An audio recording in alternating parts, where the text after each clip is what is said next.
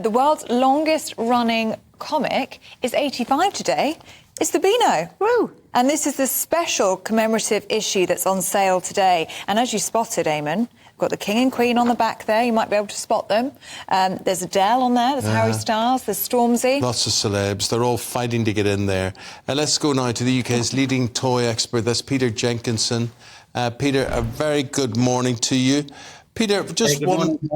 Hiya. I have to say, I am surprised that the Beano is going at 85 years of age. And I simply say, in an age when kids, everything is electronic for them and whatever, I'm wondering how the Beano survives and who is buying it. Is it younger people or older people in search of nostalgia? I think it's a little bit of both, definitely.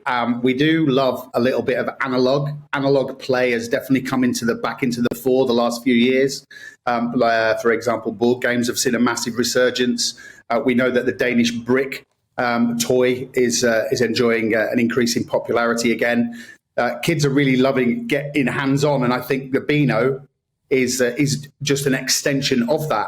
And you know what? It's a right good read. I picked up my copy yesterday and flicking through.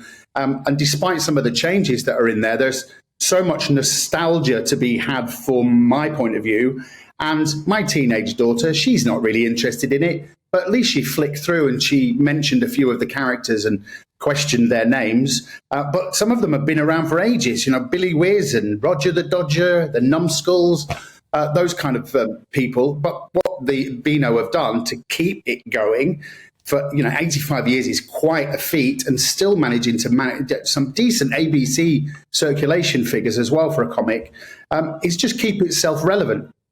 I tell you how relevant the Numbskulls are to me. If any of you don't know, do you know who the Numbskulls are? No. Do you know the Numbskulls are? As Emma knows that. The Numbskulls film at some point. Oh, it's amazing. So in our head, or in our body, your eyes move because they're little people in your head who shovel coal into a furnace there, and your eyes move and they operate your tongue and they throw things down your throat into your belly. I hope I'm describing this right. Yeah, absolutely, absolutely. It's like having a little factory of gnomes in your head. A factory of people, numbskulls in your head there. And it's a great like concept. Most days, right?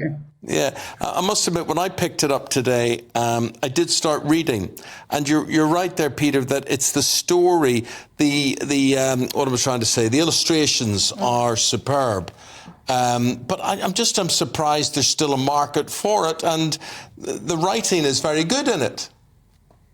Yeah, the writing is great. There's a pretty extensive team behind it. I mean, the publishers that have a team that work on other publications, so they kind of they cross-pollinate their content, but they're always keeping it relevant, and I think that's what keeps it at the absolute fore. It's a right good read, but they also stick.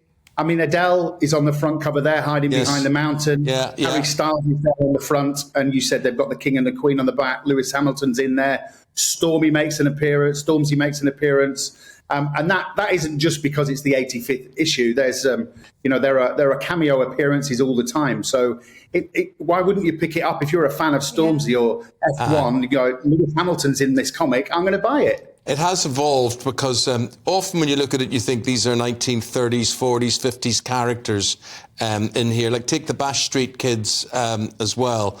Some of their names have been changed out of kindness. Yeah. So things have progressed, except Plug is still called Plug. It is. Somebody said that they should call him Bo instead of Plug because it was a little bit derogatory, but I think his name suits him.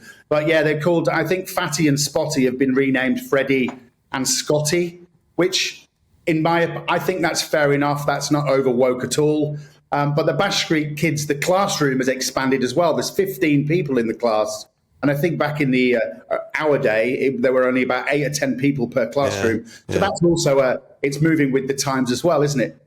And you think it will survive? You think it'll go on for a while yet? There's absolutely no reason why not. It's a cracking read.